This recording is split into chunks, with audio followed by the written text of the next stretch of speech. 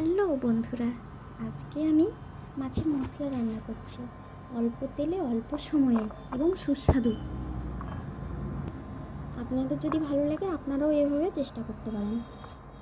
পেঁয়াজ, রসুন, আদা, টমেটো বেটে দিলাম। তারপর কড়াইটা গরম হতে দিয়েছিলাম। কড়াইটা গরম হওয়ার পর তেল দিয়ে দিলাম। তেলটাও গরম হয়ে যাওয়ার পর মাছগুলো একে একে ছেড়ে দিচ্ছি তেলের মধ্যে।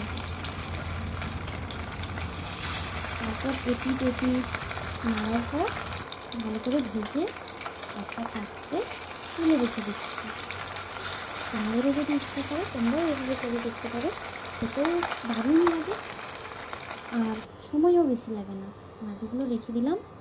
তারপর ওই তেলেই আদা, রসুন, পেঁয়াজ, টমেটো বাটা দিয়ে দিচ্ছি।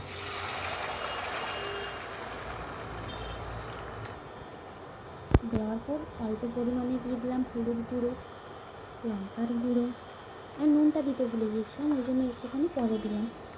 আপনারা যদি চান এই মুহূর্তে নুনটা দিয়ে দিতে পারেন স্বাদ অনুযায়ী। তারপর ভালো করে মশলাটা কষে যে যেরকম ঝোল রাখতে চান, বা আমি এই যে শুকনো শুকনো করছি এরকমও যদি রাখতে চান তাহলে পরিমাণ মতো জল দেবেন। জল দেওয়ার পর মাছগুলোকে আমি একটু এপিট নাড়িয়ে দিয়েছি। তারপর ঢাকা দিয়ে দিলাম।